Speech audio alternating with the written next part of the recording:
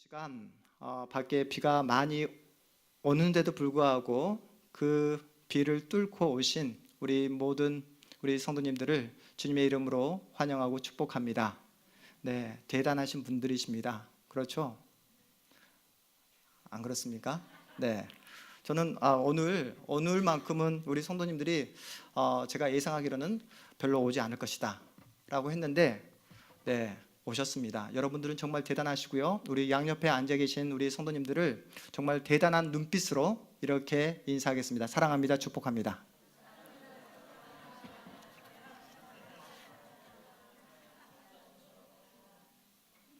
네, 네, 사랑합니다. 네, 축복하고요. 여러분, 오늘이 7월 첫째 주일입니다. 우리가 맥주 감사 주일로 보내고 있는데요. 여러분, 돌이켜보면 우리가 1월 1일 성구 영신 예배를 드린 것이 엊그제 같은데 벌써 반년이라는 시간이 흘렀습니다. 여러분, 우리가 성구 영신 예배를 드리면서 그때 우리가 하나님 앞에서 약속하고 결심했던 내용들 다들 기억하고 계시죠? 네. 이런 정적은 어떤 의미죠? 네. 우리가 2018년도 성구 영신 예배를 드리면서 우리가 하나님 앞에서 나의 기도 제목, 2018년 나의 기도 제목 하면서 개인을 위한, 또 가정을 위한, 직장과 학업을 위한, 교회를 위한, 나를 위한 기도 제목 다 적으셨잖아요. 네, 성경책에 꽂아놓고 매일매일 기도하고 계시죠? 네, 검사할 겁니다. 네, 다음 주에. 네, 여러분들 지금까지 너무나 삶이 분주해서 또 바빠서 하나님께 내가 결심하고 결단했던 그 모든 약속들을 잊어버린 채 분주하게 살아오셨다면 오늘 주실 말씀을 통해 다시 한번 하나님 앞에서 결심하고 결단하는 은혜의 밤 되시기를 주님의 이름으로 축복합니다. 지나온 2018년도를 돌이켜보면 네, 신실하신 하나님께서 나의 삶 가운데 찾아오시고 만나주시고 나를 이 복된 은혜의 자리까지 인도해 주셨다. 모든 것이 다 하나님의 은혜입니다라는 그 고백을 우리가 하지 않을 수 없습니다. 우리 하나님께서 날마다 우리와 함께 해주시고 또한 우리의 삶에 깊숙이 찾아와 주심으로 내가 힘들 때 나를 일으켜 주시고 내가 눈물을 흘릴 때 나의 눈물을 닦아주신 분이 누구시라고요? 내가 믿는 아버지 하나님께서 우리를 지켜주시고 보호해 주심으로 오늘 이 자리, 이 복된 은혜의 자리까지 이르게 된 줄 믿습니다. 그런데 부인할 수 없는 사실은 그 놀라운 하나님의 사랑, 은혜, 돌이켜보면 모든 것이 하나님의 은혜입니다 라고 우리가 고백하지만 오늘을 살아갈 때면, 현실을 살아갈 때면 우리의 삶 속에서 그 하나님의 은혜, 그 하나님의 그 섬세한 사랑의 손길을 우리가 잘 느끼지 못하겠다는 것이죠. 솔직히 말해서 그렇지 않습니까? 분명히 하나님은 살아계시고 나와 함께하여 주시며 나에게 놀라운 사랑과 은혜를 베풀어 주시는데 오늘 이 시간만큼은 내가 힘들고 고달프고 눈물을 흘릴 때면 하나님께서 나와 함께 하시는가? 라는 그런 질문이 생길 때가 많이 있습니다. 지금 이 자리에도 경제적인 문제로, 자녀 문제로, 또 건강상의 문제로, 또 인생에 풀리지 않는 인생의 문제를 가지고 걱정을 또 마음 깊숙이 또 간직한 채 이 자리에 나오신 우리 성도님들도 계실 것입니다. 우리 모두는 고생을 싫어합니다. 솔직히 말하면 우리는 고생을 두려워합니다. 고생을 하지 않으려고 발버둥치며 그렇게 살아갑니다. 세상은 우리에게 말을 하죠. 강한 것이 선이라고, 연약하고 힘이 약한 것은 악이라고 우리에게 말을 합니다. 억울하면 그래서 뭐하라고 말을 하죠? 출세하라고. 억울하면 돈 많이 벌라고 그렇게 말을 합니다. 그래서 악착같이 돈을 많이 벌어 강한 자가 되려고 노력합니다. 노력해도 강한 자가 되지 못했을 때는 우리는 강한 척을 하죠. 왜 우리가 강한 척을 합니까? 무시당하고 싶지 않아서. 고난을 좋아할 사람이 누가 있겠습니까? 무시를 당하며 사는 것을 좋아할 사람이 이 세상에 누가 있겠습니까? 목사님, 저도 고난 좋아하지 않습니다. 저도 사람인지라 편하게 살고 싶고요.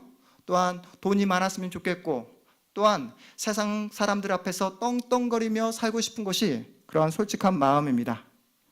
그런데 여러분, 그래서 목사님 제가 하나님께 기도할 때, 하나님 저에게 돈 주세요.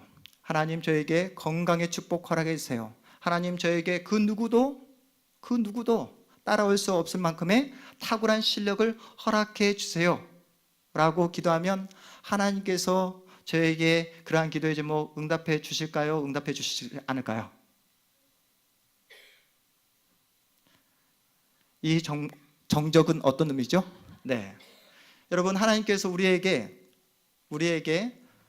우리가 하나님 앞에 간절히 기도하고 선하면, 그런데 그러한 기도의 제목이 내가 더욱더 편안하게 살기를 원하고 내가 더욱더 떵떵거리기를 바라는 그러한 기도의 제목을 하나님께 아뢰을 때에 하나님께서는 우리의 기도의 제목에 응답해 주실까요?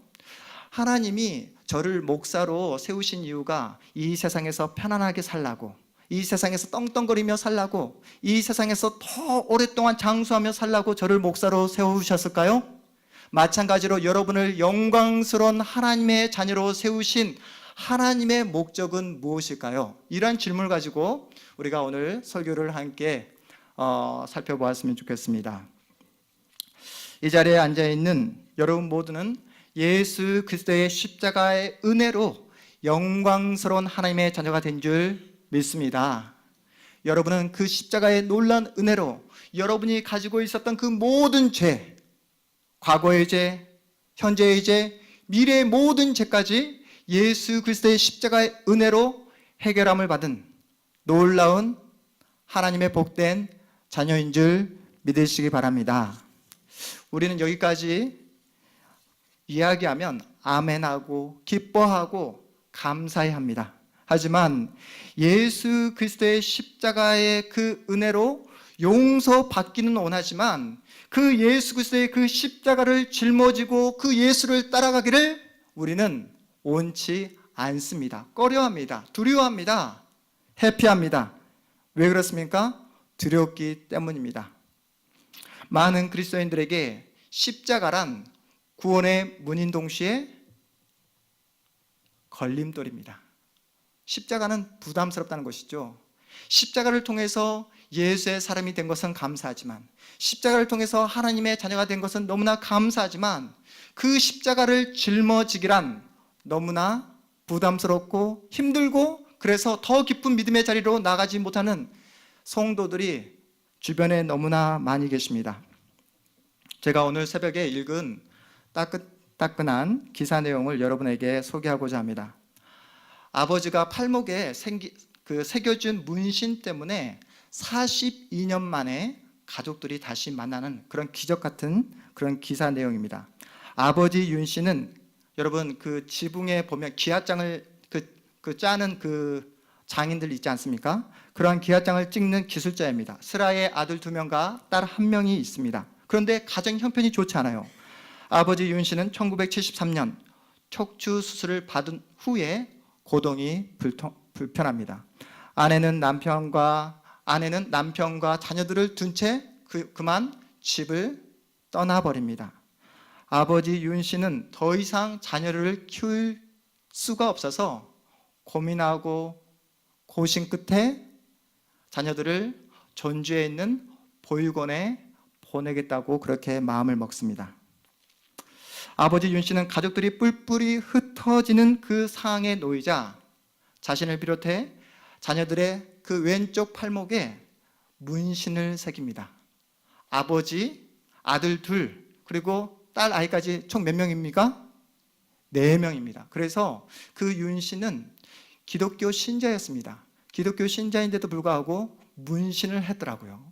왼쪽 팔목에. 그래서 십자가를 크게 그리고 밑에다가 가족이 4명이니까 큰 점을 4개를 찍었습니다. 아버지, 아들 2, 딸에게. 그렇게 한 다음에 그렇게 문신을 새겼습니다. 왜냐하면 훗날 떨어져 살더라도 이 표식을 통해 다시 형제끼리 만나라는 그런 의미였습니다.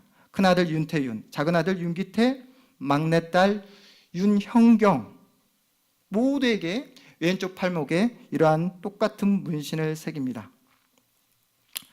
1975년 3월 달에 이제 마음을 결심하고 자녀들에게 내가 반드시 건강을 회복해서 너희들을 찾으러 오마 하면서 눈물을 머금고 아이들을 보육원에 맡깁니다. 그때 막내딸 윤형경 씨의 나이가 2살입니다.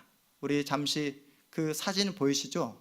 윤형경 씨입니다. 제가 오늘 새벽에 읽었던 기사의 내용이고 사진입니다. 그리고 보십시오. 그 십자가를 그리고 점이 4개가 있습니다. 가족이 4명이라는 것이죠. 네, 감사하고요. 윤형경 씨가 나이가 너무 어려서 보육원에서 지낼 수가 없어서 여러분 그 홀트 아동 복지재단 아시죠? 그 복지재단을 통해서 형경 씨는 미국으로 입양을 보내게 됩니다.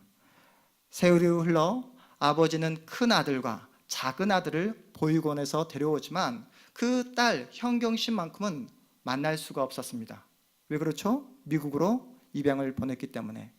아버지 윤 씨는 2000년 65세의 나이에 그만 이제 숨을 거두게 됩니다. 근데 숨을 거두면서 마지막 유언으로 큰아들, 작은 아들에게 했던 유언이 무엇이냐면 너희들은 반드시 내 막내딸, 너의 동생 형경이를 반드시 찾아야 된다라는 그런 유언을 남긴 채 숨을 거둡니다. 너무나 안타까운 사연이잖아요. 여러분 오늘 본문 우리가 함께 읽었던 베드로전서 4장 말씀을 보시면 베드로 사도가 살았던 당시 상황은 너무나 암울합니다. 처참합니다. 이스라엘은 로마의 식민지입니다. 로마의 식민지라는 것은 자유를 억압당하고 폭력이 난무하고 언제든지 생명이 빼앗길 수 있는 상황이라는 것입니다. 특별히 로마는 누구를 숭배하죠? 로마 황제를 숭배합니다. 그러하기에 예수 믿는 사람은 예수를 믿는다는 단 한 가지 이유만으로 감옥에 갇히고 매를 맞고 언제든지 죽을 수 있는 상황이었습니다. 사회에 문제가 조금이라도 생기면 그 모든 문제를 예수 믿는 사람에게 떠넘기고 누명을 씌우고 사자밥이 되게 하고 십자가형에 처하게 하고 또한 화형, 불에 태워 죽여버렸습니다. 예수 믿는 사람들은 어쩔 수 없이 고향을 떠납니다. 편안한 삶을 위해서 고향을 떠난 것이 아니라 신앙을 찾아 고향을 떠납니다. 하지만 고향을 떠났어도 삶이 녹록지 않습니다. 단 하루도 눈물이 마를 날이 없습니다. 왜냐하면 그 고향을 떠난 그 지역도 로마의 그 영역 안에 있었기 때문이죠. 신앙을 위해 떠났지만 그곳에서도 신앙을 지키기가 너무나 힘들었습니다. 여러분, 최근에 제주도에 그 예멘에서 온 그 사람들이 제주도에 입국해서 난민 신청을 했잖아요. 500여 명의 사람들이. 아시죠? 신문 기사를 통해서 여러분이 익히 들어서 아시겠지만, 그런데 사람들의 시선이 곱지 않습니다. 왜냐하면 얼굴도 우리와 좀 다르고 또 문화도 다르고 종교도 다르다고 해서 대부분 많은 사람들이 그들은 잠재적 범죄자다, 우리나라에 결코 도움이 되지 않을 것이다 라는 그런 두려움과 기피하는 마음이 대부분 한국 사람들에게 있는 것 같습니다. 그런데 여러분 2000년 전 한번 생각해 보십시오. 이방인입니다. 종교를 찾아서 종교의 자유를 찾아 떠난 그 신자들에게 그 현지인들이 예수 믿는 사람들을 사람 대접 한번 했겠습니까? 힘들고 어렵고 피눈물 나는 그러한 시간들을 보냈습니다. 예수 때문에 구원을 받았고 예수 때문에 새 생명을 얻어 너무나 기뻤지만 그 예수 때문에 십자가의 길, 고난의 길을 마주하게 됩니다. 여러분, 신자가 이 땅에 사는 동안 고난을 받아야 하는 이유가 무엇일까요? 왜 우리는 연단을 받아야 합니까? 왜 그렇죠? 신자는 세상에 속해 있지 않기 때문입니다. 신자는 누구에게 속해 있습니까? 하나님께 속한 자입니다. 세상은 하나님 나라를 너무나 미워합니다. 지독하게 미워합니다. 세상이 하나님의 나라를 얼마만큼 지독하게 미워하냐면 예수를 십자가에 못 박을 만큼 그렇게 지독하게 미워합니다. 그렇다면 여러분, 예수를 십자가에 못 박은 세상이 예수 믿는 신자를 가만히 두겠습니까? 그렇지 않겠죠. 신자를 흔들고 신자의 믿음을 해방하고 신자를 계속해서 방해할 것입니다. 따라서 하나님께 속한 신자는 이 땅에 사는 동안 고난을 피할 수 없다라고 성경이 우리에게 말씀하고 있습니다. 이 땅에 사는 동안 고난을 당하고 이 땅에 사는 동안 계속해서 십자가의 길, 고난의 길을 걸을 수밖에 없는 우리들에게 예수님께서 이러한 말씀을 하십니다. 오늘 우리가 읽었던 베드로전서 4장 말씀을 여러분 잘 표시해 두시고 잠시 우리 요한복음 15장 말씀으로 한번 찾아가 보도록 하겠습니다. 표시해 두시고 요한복음 15장 우리 18절 19절 말씀 함께 보겠습니다. 요한복음 15장 18절 19절 말씀 우리 한 목소리로 함께 읽어보겠습니다. 요한복음 15장 18절에서 19절까지 말씀입니다. 함께 읽습니다. 세상이 너희를 미워하면 너희보다 먼저 나를 미워한 줄을 알라. 너희가 세상에 속하였으면 세상이 자기의 것을 사랑할 것이나 너희는 세상에 속한 자가 아니요 도리어 내가 너희를 세상에서 택하였기 때문에 세상이 너희를 미워하니라. 아멘. 여러분, 세상이 여러분을, 세상이 신자를 미워하는 이유가 무엇이라고요? 예수께 속해 있기 때문이다 라고 말씀하고 있습니다. 이 자리에 앉아있는 여러분 한 분 한 분은 예수께 속한 예수의 사람인 줄 믿습니다. 여러분 모두는 성도입니다. 거룩하게 구별된 하나님의 자녀입니다. 그러하기에 세상은 거룩하게 구별된 여러분 한 분 한 분을 방해하고 해방하고 시험하고 배척하는 것은 너무나 당연하다. 그래서 예수를 믿고 있음에도 불구하고 여러분이 세상에서 시험을 당하지 않는다. 예수께 속해 있음에도 불구하고 여러분이 불시험을 당하지 않는다 라고 여러분이 여긴다면 그것은 복이 아니라 뭐라고요? 수상한 것입니다. 수상한 거예요. 예수를 믿고 있음에도 불구하고 나에게 고난과 나에게 시련과 나에게 예수 때문에 아파하는 그 눈물이 없다면 여러분 스스로에게 한번 물어보시기 바랍니다. 내가 정말로 예수를 믿고 있는가? 세상은 우리를 유혹하고 우리를 매일매일 위협합니다. 문제는 세상의 공격이 갈수록 더욱더 교묘해진다는 것이죠. 오늘날 우리가 살아가는 시대를 다운주의 사회라고 합니다. 다운주의 사회가 되어서 세상도 우리를 유혹하는데 훨씬 더 세련되게, 교묘하게, 지능적으로 우리를 유혹합니다. 우리를 위협합니다. 어떤 것으로 위협을 하냐면 세상의 보상의 가치로 우리를 흔들어 버립니다. 예수 믿어서 나아진 게 뭔데? 이런 것으로. 예수 믿어서 너 성공했니? 너 예수 믿어서 건강해졌니? 너 예수 믿어서 어떤 보상을 받았는데?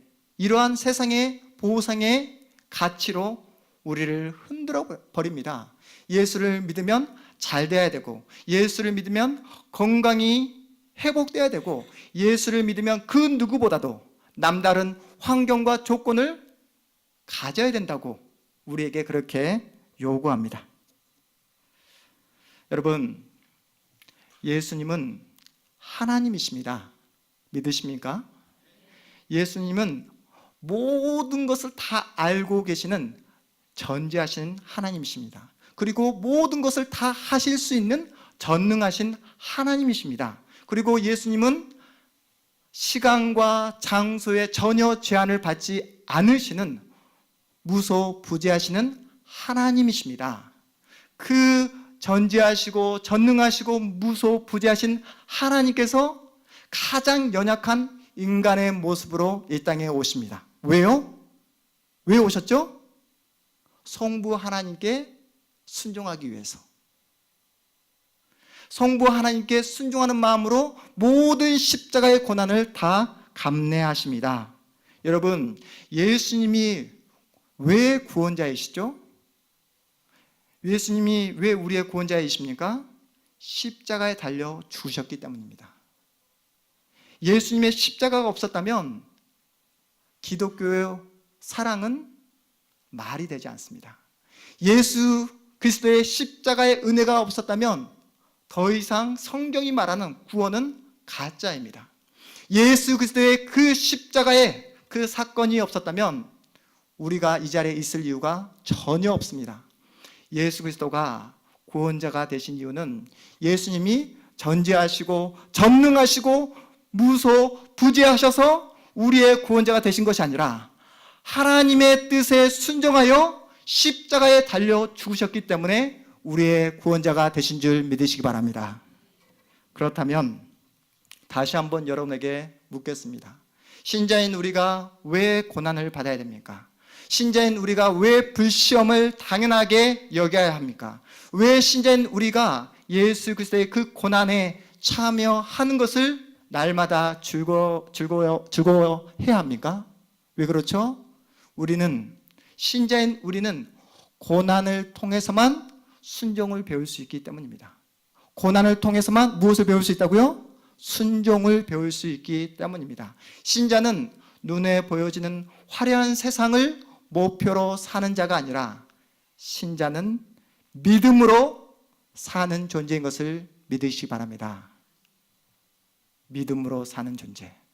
믿음으로 산다는 것은 여러분 어떤 의미냐면 여러분의 환경과 여러분의 상황과 여러분의 조건이 전혀 변화되지 않는다는 것을 내포하고 있습니다.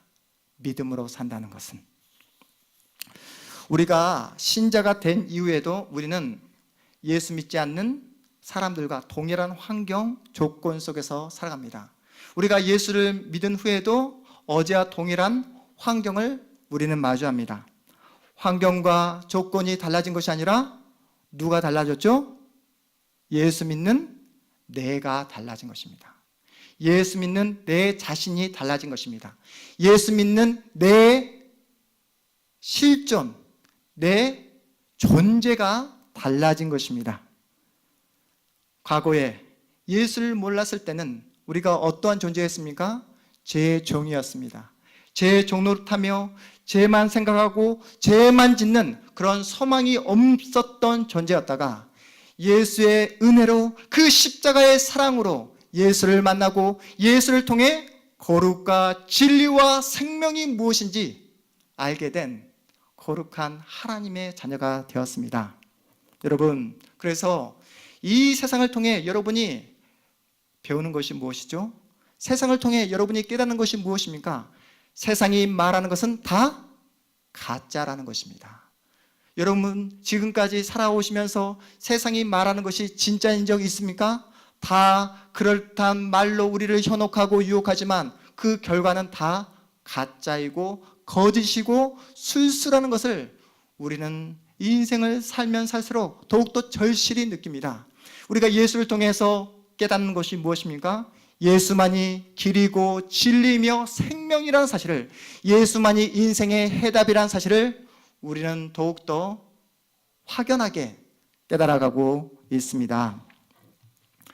베드로 사도가 살았던 1세기부터 오늘날까지 우리가 사는 이 현대, 이 시간까지 변하지 않는 한 가지 진리가 있습니다. 그것이 무엇이냐면 여러분, 세상이 보여주는 그 정과 욕심을 물리치고 세상과 여러분이 타협하지 아니하면 세상은 여러분을 가만두지 않습니다.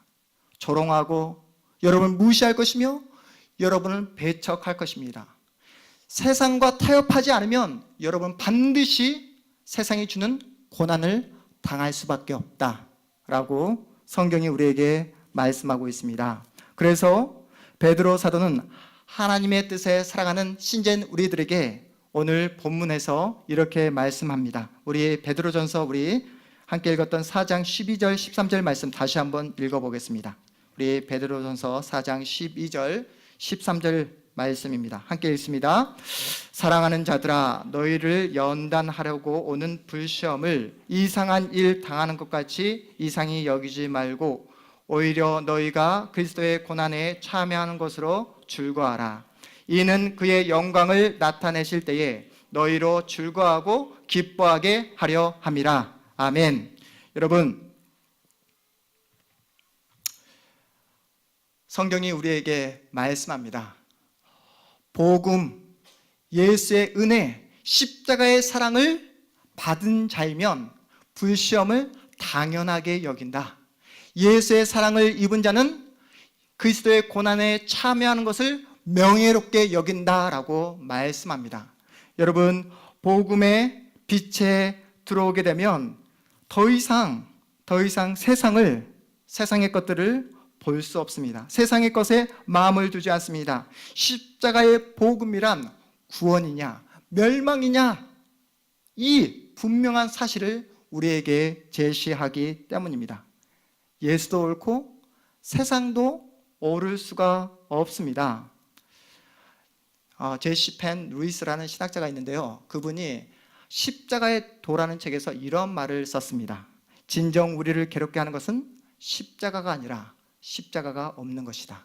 진정 우리를 괴롭게 하는 것은 십자가가 아니라 십자가가 없는 것이다. 이 말을 우리의 현실로 바꿔서 이야기해 보자면, 여러분, 진정으로 우리를 괴롭게 하는 것은 고난이 아닙니다.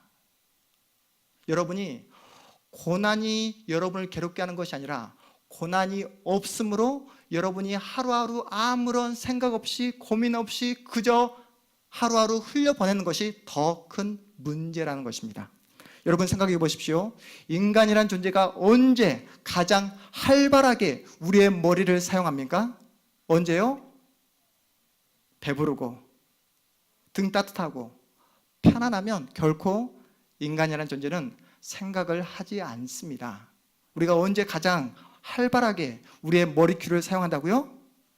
내가 원하는 현실과 정반대의 현실이 나에게 찾아왔을 때, 위기가 찾아왔을 때, 고난이 나에게 찾아왔을 때, 우리는 그때야 비로소 내 머리귀를 가장 활발하게 사용합니다. 진정 소중한 것이 무엇인지, 진정 가치 있는 것이 무엇인지 우리는 그때 생각을 하게 됩니다. 제가 어제 청주교 신부님들이 그 불교 사찰에 가서 부처님 그 상 앞에서 예불을 드리는 그 모습을 찍은 사진과 기사를 제가 보고 읽게 되었습니다. 그렇게 부처님 상에서 절을 하는 그 천주교 신부님들이 하는 이야기가 타 종교를 존중하는 그런 차원에서 사찰을 찾게 되었고 부처님 그 상 앞에서 절을 하게 되었다고 이렇게 이야기합니다. 여러분, 이러한 것은 하나님을 무시하는 행위이고 하나님께서 우리에게 허락하신 십자가의 은혜에 대한 배신 행위입니다. 다른 종교에 가서 여러분 절을 한다고 해서 그의 종교들을 존중하는 것이 아닙니다. 예수와 부처는 타협을 할 수 없습니다. 예수와 세상은 여러분 결코 타협할 수 없습니다. 여러분이 예수도 좋고 세상도 좋다고 말을 한다면 여러분은 하나님을 배교하는 행위입니다. 성경은 신자인 우리에게 고난과 고통을 없애주겠다고 한 번도 약속한 적이 없습니다. 오히려 예수를 믿으면 고난이 찾아오고 십자가의 길, 좁은 길이 너희를 기다리고 있다라고 말씀하시죠. 예수님께서 제자들에게 말씀하실 때 너희들이 나를 진정 쫓고자 하면 날마다 자기를 부인하고 내가 너희들에게 준 그 십자가를 날마다 짊어져야 된다라고 가르쳤습니다. 신자에게 고통과 눈물과 아픔이 있는 것은 너무나 당연합니다. 그 고통과 눈물과 아픔을 통해 우리는 내가 누구인가를 확연하게 깨닫게 됩니다. 나라는 존재가 어떤 존재인가를, 내가 얼마나 형편없고 얼마나 무능하며 얼마나 연약한 존재인가를 우리는 고난을 통해서 확인하게 됩니다. 그 고난을 통해서 우리는 하나님의 은혜 없이는, 하나님의 도움 없이는 단 하루도 살아갈 수 없는 연약한 존재라는 사실을 우리가 고난을 통해서 배우게 되다라는 것입니다. 여러분, 우리의 믿음의 조상 아브라함, 복의 근원이었습니다. 나가도 복을 받고 들어와도 복을 받는 복의 근원이었지만 그의 인생은 평생 나그네의 삶으로 살았습니다. 예수께 붙잡힌 모든 신자의 인생은 이 땅에 사는 동안 다 나그네로 살아갈 수밖에 없습니다. 여러분이 이 세상에서 나그네로 살아가고 있습니까? 그렇다면 여러분은 신자가 분명합니다. 여러분의 삶에 고난과 아픔과 고통이 있습니까? 왜냐고요? 여러분 안에 있는 그 여러분의 안에 있는 그 욕심을 뽑아버리기 위해 하나님께서는 고난이란 방법을 사용하십니다. 고난이란 방법을 사용하여 여러분이 하나님만 바라보고 하나님만 의지하고 하나님 안으로 채워가도록 만들기 위해 고난을 사용하십니다. 고난을 통해 여러분의 안에 있는 잘못된 마음, 여러분의 안에 있는 편안해지고자 하는 마음, 여러분 안에 있는 하나님을 멀리 떠나 여러분 마음대로 살고자 하는 그 모든 마음들을 고난을 통해서 뽑아버리시고 하나님께서 주시고자 하는 거룩과 생명과 진리와 놀라운 하나님의 사랑으로 날마다 채워가시는 줄 믿으시기 바랍니다.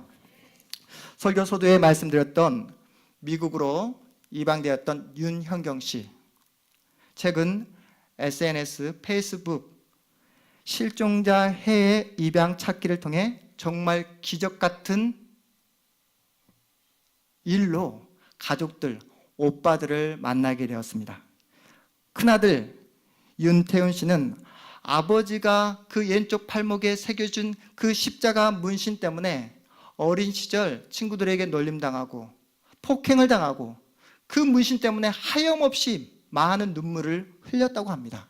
그런데 그 왼쪽 팔목에 새겨진 문신으로 인해 42년 동안 한 번도 만나지 못했던 사랑하는 여동생을 만나게 되었다라고 이야기하면서 하염없이 눈물을 흘렸다고 합니다. 미국으로 입양이 된 윤형경 씨는 10년 동안 변호사로 일을 하다가 지금 현재 기업인으로 왕성하게 활동하고 있다고 합니다. 그런데 결혼을 하고 아이를 낳고 생활을 하다 보니까 친부모가 누구인지 너무나 궁금해서, 내 형제가 누구인지 너무나 궁금해서 최근에 SNS, 페이스북 그 실종자 아동찾기 그 사이트에 들어가서 자신의 인적 상황, 자신의 그 팔목에 있는 그 사진을 올렸는데 불과 몇 시간 만에 큰 오빠, 작은 오빠를 찾게 되었다는 그런 기사였습니다.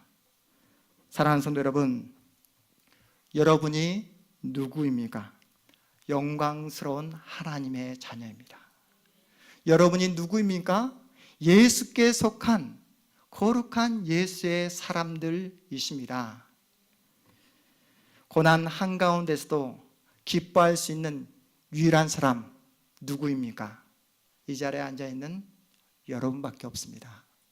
환난 한가운데서도 여러분 소망을 바라볼 수 있는 유일한 그 한 사람은 여러분밖에 없음을 믿으시기 바랍니다. 우리 예수님 하나님이십니다. 모든 것을 하실 수 있고 모든 것을 자기 뜻대로 움직일 수 있음에도 불구하고 이 땅에 가장 연약한 모습으로 오시고 하나님의 뜻에 순종하여 모든 고난들을 다 온몸으로 감내하십니다. 끝내 십자가에서 죽어버리십니다. 주님께 순종하기 위해. 그 주님의 순종으로 인해 우리가 하나님을 만나게 되었고 부활 신앙을 갖게 되었습니다. 예수님은 죽음마저도 이기시고 부활하심으로 우리에게 영원한 생명을 허락해 주셨습니다. 예수께서 허락하신 이 놀라운 영생, 부활, 생명이 우리에게 주어졌음에도 불구하고 여러분, 세상이 주는 그 어떤 고난, 시련이 두려우십니까? 세상의 그 어떤 고난도 시련도 하나님과 우리와의 관계를 끊을 수 없음을 믿으시기 바랍니다. 사랑하는 성도 여러분, 그렇다면 여러분이 매일매일 마주하는, 여러분이 그토록 좋아하지 않는 여러분의 현실, 여러분의 오늘을 믿음으로 감내하셔야 합니다. 무슨 뜻인지 아시겠습니까? 여러분이 오늘만큼은, 이 현실만큼은 바꾸어줬으면 좋겠다라는 그 현실을 여러분이 믿음으로 감내하셔야 됩니다. 더 이상 세상 사람들처럼 편하고자, 화려하게 살고자, 세련되게 살고자 그렇게 애쓰지 마시고 그 세상 사람들이 말하는 그 가치에 따라 여러분의 시간을 허비하지 마시고 하나님께서 여러분에게 허락하신 여러분의 현실을 믿음으로 받아들이시고 그 자리에서 하나님을 바라보심으로 날마다 하나님을 닮아가고 하나님께 은혜를 구하고 하나님 안에서 참된 생명을 보존해 가시는 여러분 모두 되시기를 주님의 이름으로 축복합니다. 기도하시겠습니다.